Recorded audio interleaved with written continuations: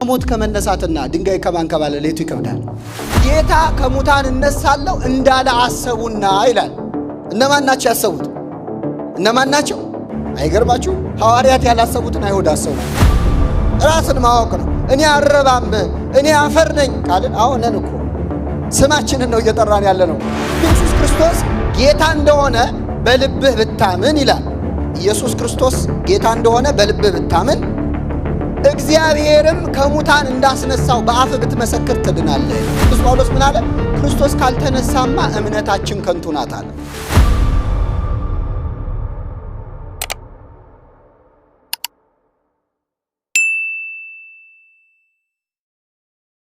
በስመ አብ ወወልድ ወመንፈስ ቅዱስ አሃዱ አምላክ አሜን።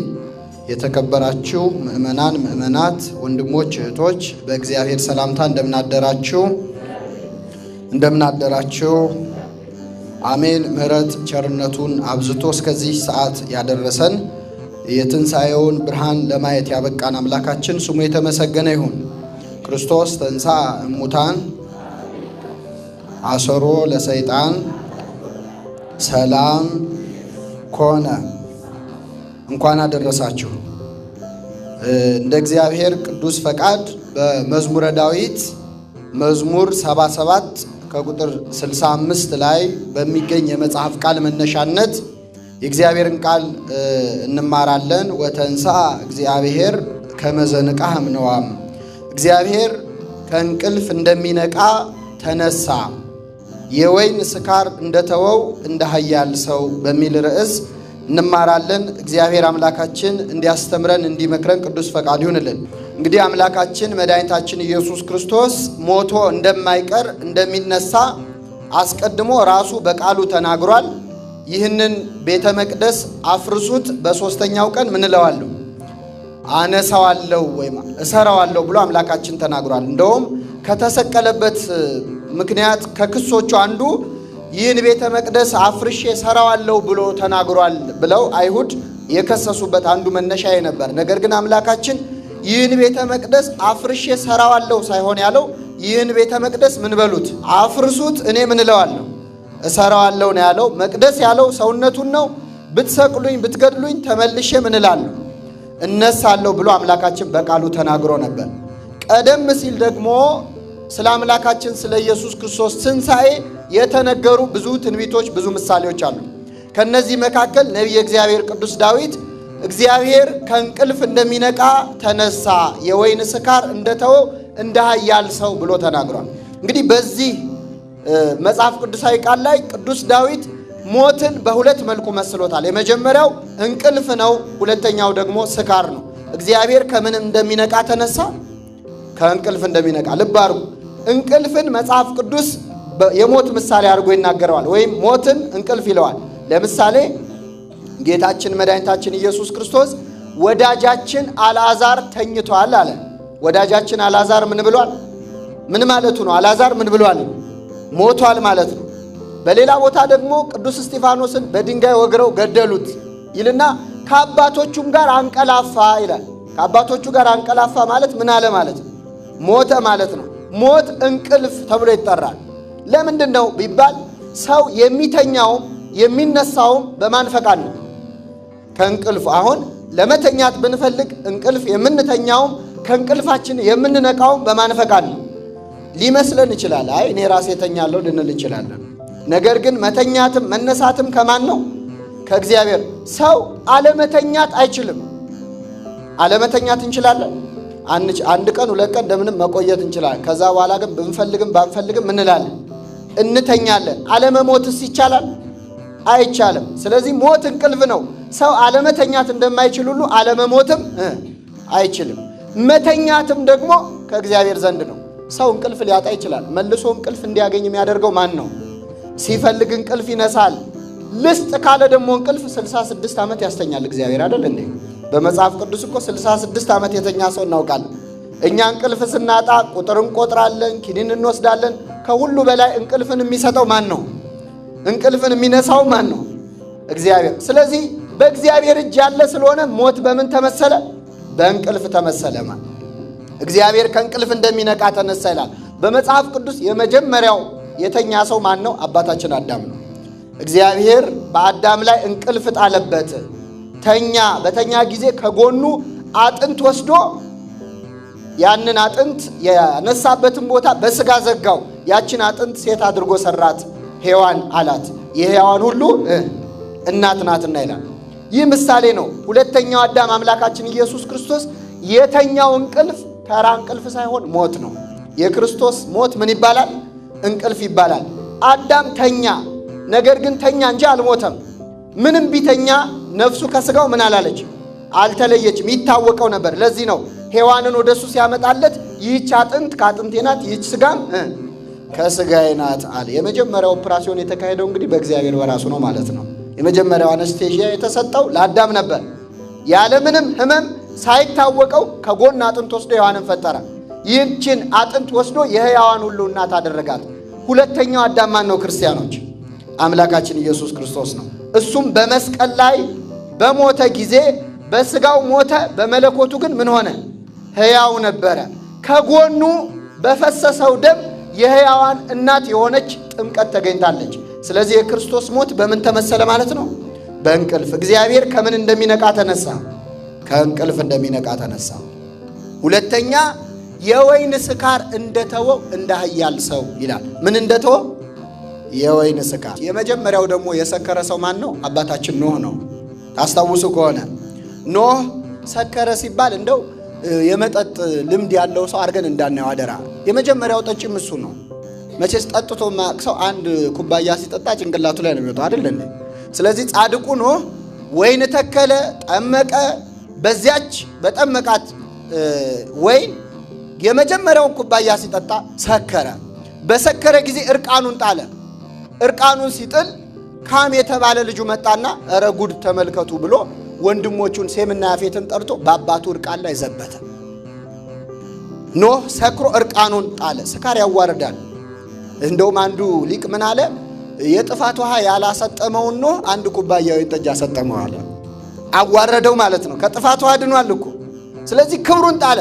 ይህን ጊዜ ካም ቀለደበት። ሴምና ያፌት ግን የአባታችንን እርቃን ምን አንልም አናይም ብለው ነጠላቸውን ጫፍና ጫፍ ይዘው የኋሊት ሄደው የኖህን እርቃን ምን አደረጉት? ሸፈኑት። እግዚአብሔር ከእንቅልፍ እንደሚነቃ ተነሳ። የምን ስካር እንደተወው? የምን ስካር እንደተወው? የወይንስ። ኖህ የአምላካችን የኢየሱስ ክርስቶስ ምሳሌ ነው። ኖህ ሰከረ። የጠጣው ጽዋ ምንድን ነበር? የወይን ጠጅ ነበር። አምላካችን ኢየሱስ ክርስቶስ መቼ ሰክሮ ነው እንዲምትለው ብትሉ፣ አዎ አምላካችን የሰከረው በሰው ልጅ ፍቅር ነው። የጠጣው ጽዋ ደግሞ ምንድን ነው? ወይን ጠጅ ሳይሆን ምንድን ነው? ሞትን ነው። ይህች ጽዋ ከእኔ ምን ትበላለ ትለፍ ያላት ጽዋ ምንድን ናት? ሞት ናት። ኖህ የወይን ጠጅ ጠጥቶ እርቃኑን እንደጣለ አምላካችን ኢየሱስ ክርስቶስ በሰው ልጅ ፍቅር ሰክሮ ማለት የሞትን ጽዋ ጠጥቶ በመስቀል ላይ እርቃኑን ምን አለ? ተሰቀለ። ልክ እንደ ኖህ ማለት ነው። ካም መጥቶ እንደዘበተበት በክርስቶስ እርቃን አይሁድ መጥተው ዘበቱ። የእግዚአብሔር ልጅ ነኝ ይላል አይደል እንዴ? ለምን አይወርድም ከመስቀሉ ብለው ቀለዱበት። የካም ምሳሌ የሆኑት አይሁድ ማለት ነው። የሴምና የያፌት ምሳሌ የሆኑት ፀሐይና ጨረቃ ግን የአምላካችንን እርቃን አናይም ብለው የክርስቶስን እርቃን ምን አደረጉ? ሸፈኑ። ፀሐይ ጨለመ፣ ጨረቃም ደም መሰለ፣ ከዋክብትም ፈጥነው ወደቁ።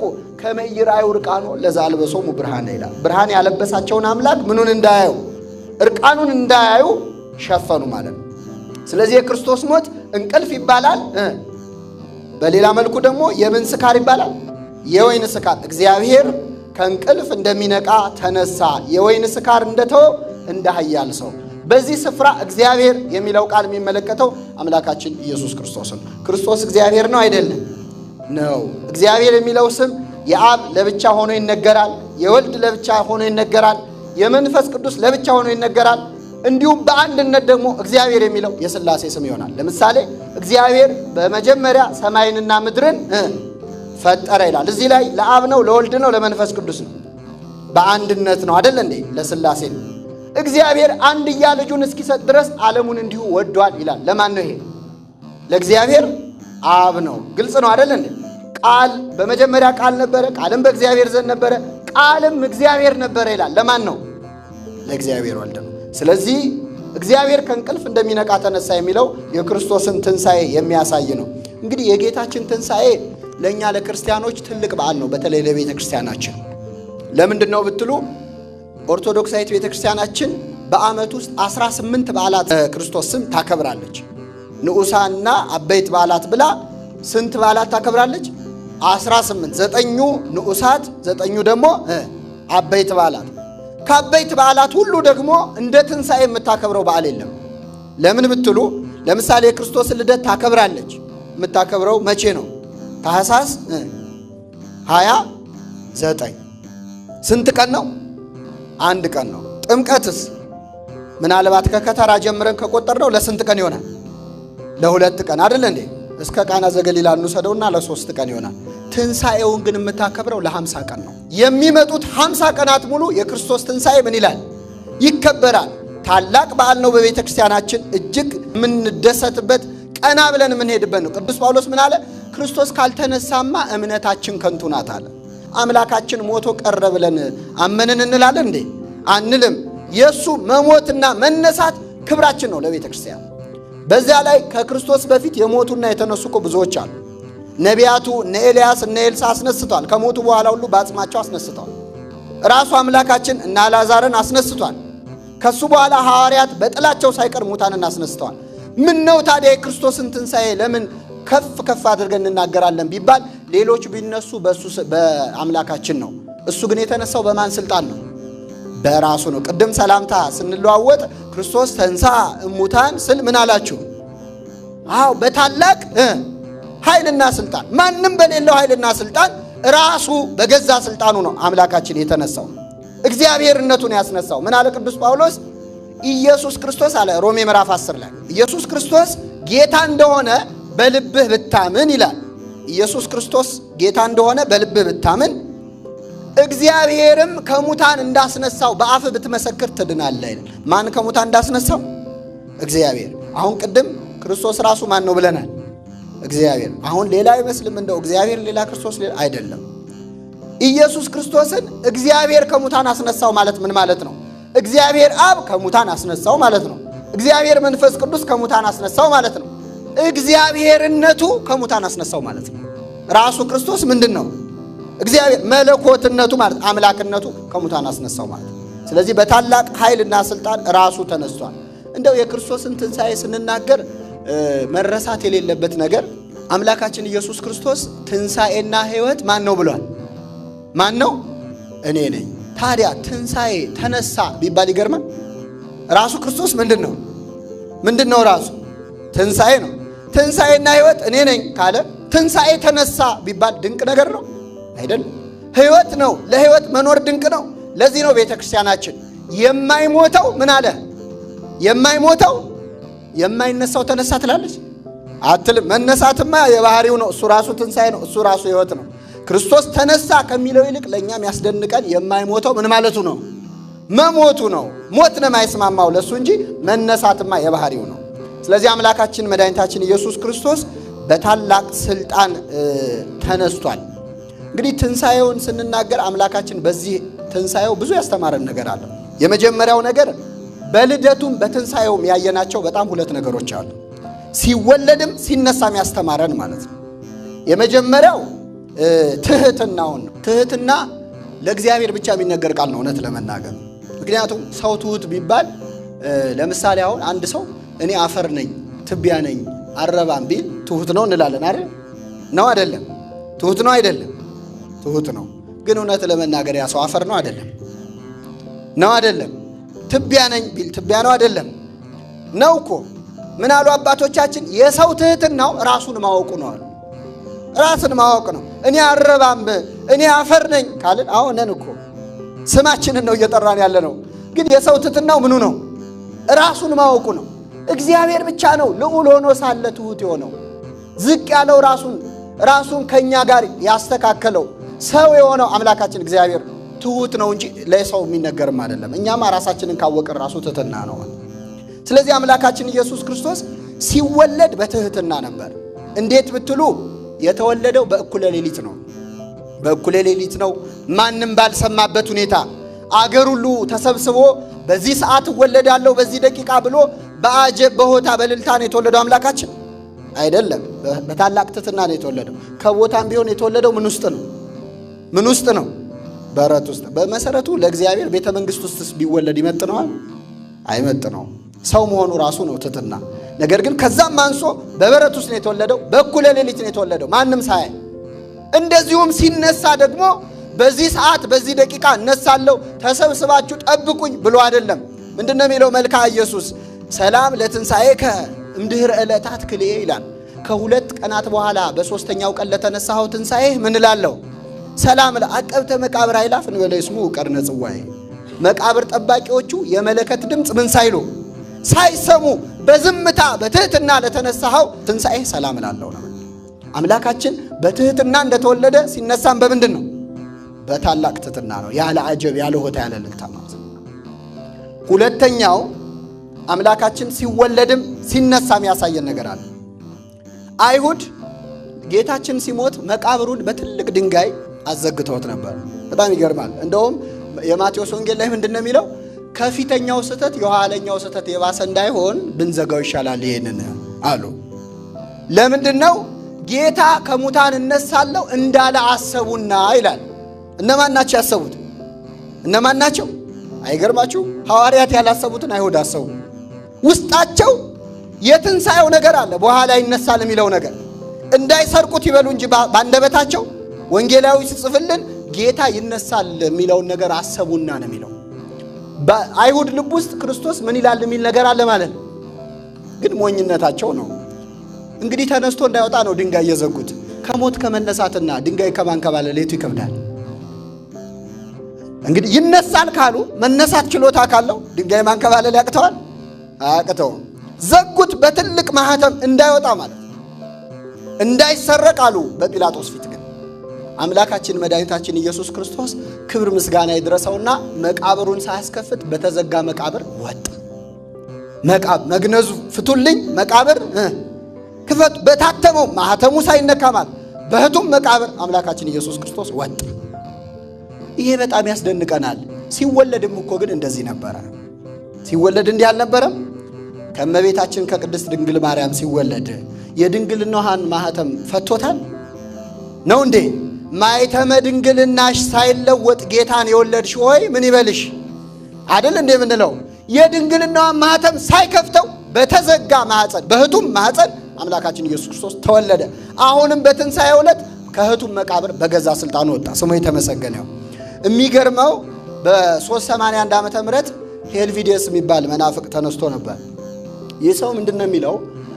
ክርስቶስ በድንግልና ተጸነሰ የሚለውን እሺ እቀበላለሁ፣ ግን እንዴት በድንግልና ይወለዳል? ማለት የድንግልናዋን ማህተም ሳይከፍተው እንዴት ይወጣል? በየት በኩል ይወጣል?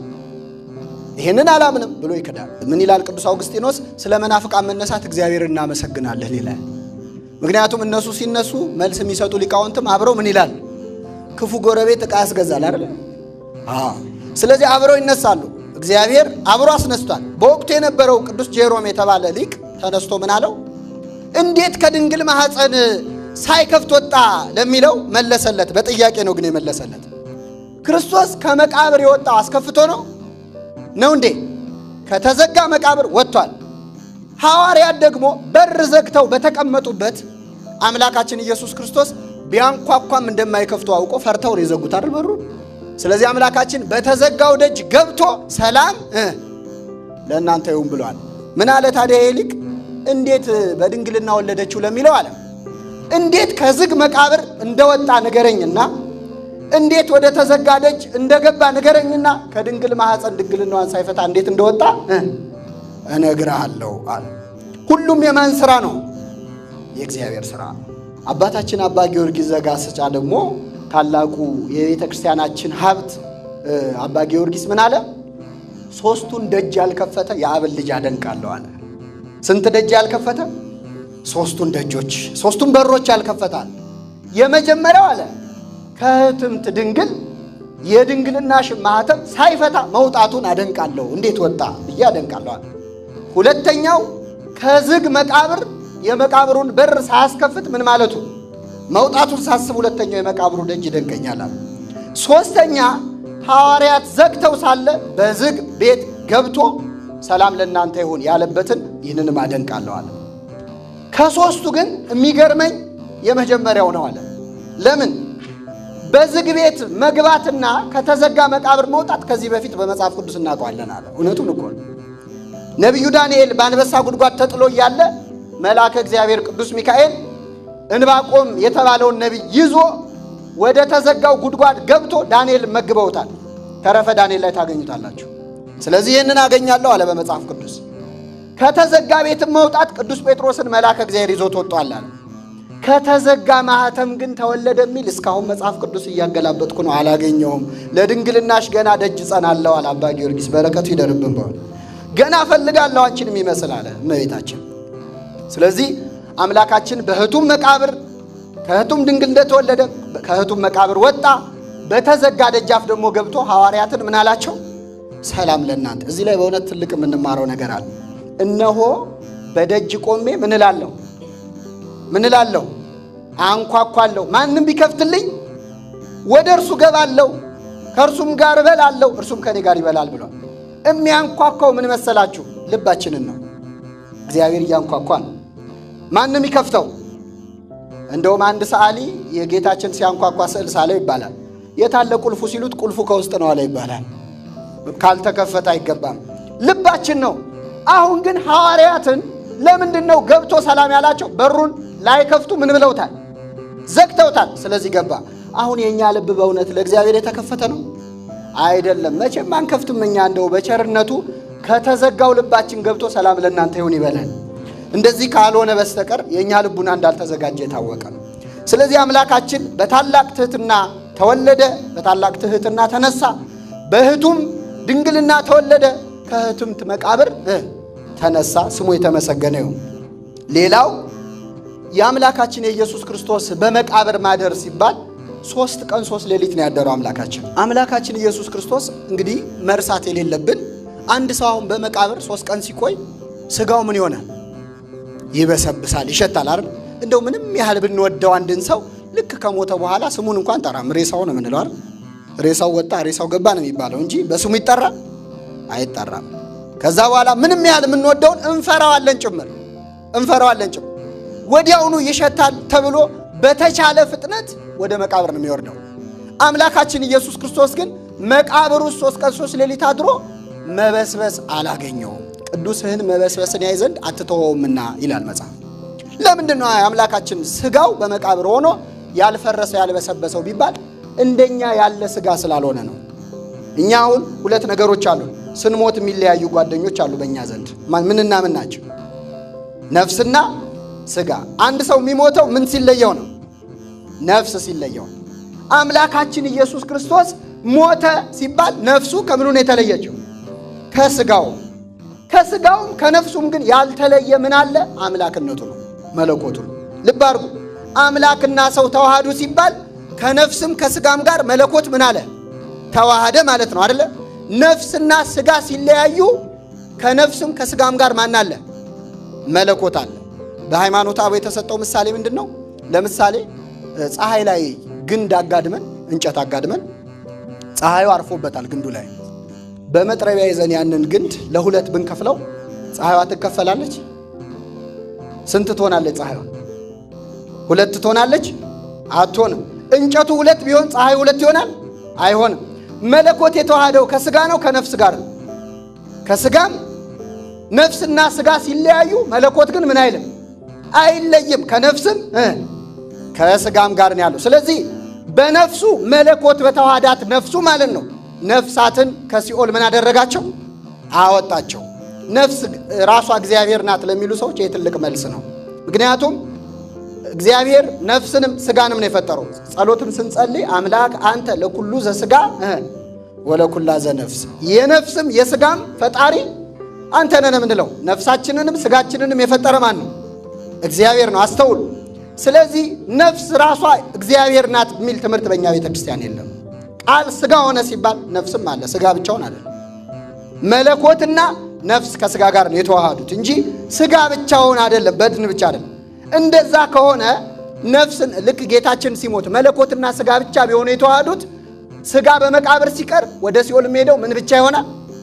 መለኮት ብቻ ይሆናል። መለኮት ብቻ ከሆነ ታዲያ ከሲኦል የሚያወጣው ለምን ሰው መሆን አስፈለገው? ዝም ብሎ ያወጣውም ነበረው ያስቀድሞስ። የአምላካችን ነፍስ ምን የተዋሃዳት ናት? ምን የተዋሃዳት ናት? መለኮት። ስለዚህ ሄዶ ነፍሳትን ከሲኦል አወጣ። በስጋው ደግሞ በመቃብር ነበረ። ይህ ስጋው ምን የተዋሃደው ነው? መለኮት የተዋሃደው። አሁን ምን አድርጎ ነው የምትሉን ታዲያ? የጌታ ስጋው እሱ መለኮት ስለተዋሃደው ነው ያልፈረሰ ያልበሰበሰው አላችሁን። ያ ስጋ መለኮት የተዋሃደው ነው በመቃብር አደረ አላችሁን። ምን እናድርግ ብትሉ ያንን ስጋዬን ያንን ደሜን ምን በሉ አምላካችን ብሉ ጠጡ አለ። መለኮት የተዋሃደውን ነፍስ የተለየውን ስጋዬን ደሜን ምን በሉ ብሉ። ይህን የሚበላ ይህን የሚጠጣ ለዘላለም ምን አለው? ሕይወት አለው ብሎናል አምላካችን። እንደሱ ሕያው መሆን ከፈለግን ሕያው የሆነ ስጋውና ደሙን ምን ማለት ነው? መቀበል ነው በእውነት። ስለዚህ ይህ ትልቅ ትምህርት ነው። 2 ነጥቦች እናንሳና ትምህርታችን እንጠቀልላለን። በትንሣኤው ወቅት ትልቅ ትምህርት ያለው ንስሐም ጭምር ነው። እንዴት ብትሉ ጌታችን መድኃኒታችን ኢየሱስ ክርስቶስ በመላእክቱ አማካኝነት አንድ ያስተላለፈው መልእክት አለ። ትንሣኤውን ሊያዩ ለመጡ ሴቶች ማለት ነው። ምን አላቸው? ሂዱና ለደቀ መዛሙርቱ ለጴጥሮስም ጌታ በገሊላ ይቀድማችኋል ብላችሁ ንገሯቸው አለ። እስቲ አስተውሉት ቃሉ። ሂዱና ለነማ? ለደቀ መዛሙርቱ። ለማንም? ለጴጥሮስም። ቅዱስ ጴጥሮስ ከደቀ መዛሙርቱ ነው አይደለም? ይቆጠራል አይቆጠርም? ይቆጠራል አይደል? ግን ሌሎቹን በሙሉ ደቀ መዛሙርቱ ብሎ የማንን ስም ጠራ? የጴጥሮስም። ለጴጥሮስም ጌታ ይቀድማችኋል ብላችሁ ንገሩት አለ። ለምንድን ነው ተለይቶ የቅዱስ ጴጥሮስ ስም የተጠራው? ለምን ለዮሐንስም አላለም? ለምን ለያዕቆብም አላለም? ለምን ለይቶ ጴጥሮስን ጠራው ቢባል ቅዱስ ጴጥሮስ ሐሙስ ማታ ጌታውን ከአንዴም 3 ምን ብሏል? አላውቀውም ብሎ ክዷል። አላውቀውም ብሎ ክዷል። አልክድህም ብሎ ነበር መጀመሪያ። ጌታ ሆይ ሌሎች ሁሉ ቢክዱ እኔ ምን አልልህም? አልክድህም አለ። ርቱ ሃይማኖት የተባለው አባ ጊዮርጊስ ነው ይላሉ ሊቅ በቤተ ክርስቲያናችን። ምን አለ? ጴጥሮስ ሆይ እንደው ሌሎቹም አይክዱም እኔም አልክድህም፣ አንተ ትረዳናለህ ብትል ምን ነበረበት? አንተ ግን ሌሎቹን ዝቅ ራስህን ብቅ አደረክ፣ ከፍ ከፍ አደረክ። ስለዚህ ከሌላው በልጣለሁ የሚል ሰው ፈተና ይጥለዋል። ሌሎች ሁሉ ቢክዱ ስላለ ሌሎች ሁሉ ሳይክዱት ማን ካደው? ቅዱስ ጴጥሮስ ካደው። በኋላ ከሁሉ ይልቅ ወደው ከሁሉ ቀድሜ ክደው ብሎ ቅዱስ ጴጥሮስ አለቀሰ፣ አምሮ አዘነ። አሁን ጌታችን ሲነሳ ሂዱና ለደቀ መዛሙርቱ ለማንም ጭምር ለጴጥሮስም አለ። ለምን ቢባል ሂዱና ደቀ መዛሙርቱን ጥሩ ቢባል እነዚህ ሰዎች ጴጥሮስን አይጠሩትም። አይ እሱማ ክዶት የለ እንዴ ማታ እኛ እኮ ከመዝገብ ለመሰረዝ እንቸኩላለን አይደል? ሰው በቃ ክዶት የለ እንዴ አይገባውም እሱ ደቀ መዝሙር አይደለም እንላለን። ስለዚህ ከማንም ለይቶ የማንን ስም ጠራ? በእውነት የእግዚአብሔር ስም የተመሰገነ ይሁን። አሁን እኛ በችግራችን ቀን የከዳንን ሰው፣ በጭንቃችን ቀን አላውቅህም ያለንን ሰው በደስታችን ቀን እንጠራዋለን? ከጠራነው እርር ድብን ይበል ብለን ነው አይደለም? እስቲ ቁጭ ብሎ ይቃጠል ይሄኝ እንደው ብለን ካልሆነ በስተቀር ማለት አምላካችን የካደውን ጴጥሮስን ምን በሉልኝ አለ? ጥሩልኝ አለ። ከዚህ በኋላ ሲያገኘው ምን አለው? ስትፎክር አልነበር? ይኸው ካድከኝ አይደለም ያለው አምላካችን። የዮና ልጅ ስምዖን ሆይ ትወደኛለህ አለው። ጴጥሮስ ብሎ አልጠራው፣ በድሮ ስሙ ጠራው። እንዳጠራሩ ድጋሚ ሲያድሰው ማለት ነው። የዮና ልጅ ስምዖን ሆይ ትወደኛለህ አለው። አዎን ጌታ ሆይ እንደምወድህ። አዎ አሁን ጥሩ መለስ አይደለም? እንደምወድህ አንተ ታውቃለህ አለ። በጎቼን አሰማራ፣ ግልገሎቼን አሰማራ፣ ጠቦቶቼን ጠብቅ። 3 ጊዜ የዮና ልጅ ስምዖን ሆይ ምን ትለኛለህ? ትወደኛለህ አለው። የካደው ስንቴ ነው? 3 ያሳመነው አያችሁ? 3 ትወደኛለህ ትወደኛለህ ትወደኛለህ ብሎ ጠየቀው። በሚቆጠቁጥ ቃል አልተናገረውም። እንዴት እንዲህ ታደርጋለህ አላለውም፣ አልወቀሰውም። እግዚአብሔር መሐሪ ይቅር ባይ አምላክ መሆኑ በዚህ እንረዳለን። መጨረሻ ምን አለ ቅዱስ ጴጥሮስ? ጌታ ሆይ አንተ ሁሉን ታውቃለህ፣ ሁሉን ካወቅክ ደግሞ እንደምወድህም አንተ ታውቃለህ አለ። ከዚህ በኋላ ሾመው። ወርቅ ወይም አንድ ጌጥ ወይም ዕንቁ ጭቃ ላይ ቢወድቅብን ምንድነው የምናደርገው? አንጥለውም። ያንን ወርቅ አንስተን ወልውለን ወደ ቦታው እንመልሰዋለን። ቅዱስ ጴጥሮስንም ወድቆ የነበረውን ጴጥሮስ አምላካችን ኢየሱስ ክርስቶስ ወልውሎ አክብሮ ወደ ቀደመ ክብሩ መለሰው። ስሙ የተመሰገነው። እንደውም ሾመው። በጎቼን ጠብቅ፣ ግልገሎቼን አሰማራል። እውነትም ቅዱስ ጴጥሮስ እውነተኛ የንስሐ ሰው ነው። አለቀሰ ብቻ አይደለም። ከዚህ በኋላ በጎቼን ጠብቅ ብሎ ላዘዘው ለመንጋው ተዘቅዝቆ እስከ መሰቀል ደርሶ አገለገለ። የንስሐ ፍሬ አፈራ አላፈራም? አፈራ። በእውነት በበደለው መጠን ካሰ። ለንስሐ የሚገባ ፍሬ አድርጉ ነው የሚለው። ምን ብሎት ነበር? 3 ጊዜ ትክደኛለህ፣ አንተም በተመለስክ ጊዜ ወንድሞችህን አጽና ብሎት ነበር። ምኖችን አጽና? ስለዚህ አጸና። በመጨረሻም ሰማዕት ሆኖ አሳለፈ ማለት ነው። ስለዚህ በዚህ በትንሣኤ ወቅት ንስሐ 3 ደግሞ ከትንሣኤ በኋላ የካደችው ሴት ደግሞ አለች። ክርስቶስ አላውቀውም ብላ ሳይሆን ትንሣኤውን የካደች ሴት። ይህች ሴት ማናት? መግደላዊት ማርያም። እሷ ደግሞ መጀመሪያ ለሐዋርያት ሄዳ ጌታዬን ሰርቀውታል ወስደውታል አለች። ሁለተኛ መላእክት ተገልጠው ሲያናግሯት ጌታዬን ወስደውታል አለች። ሶስተኛ አምላካችን ኢየሱስ ክርስቶስ ራሱ ሲገለጥ አትክልተኛ መስሏት ጌታዬን ምን ብለውታል? ወስደውታል። ስንቴ?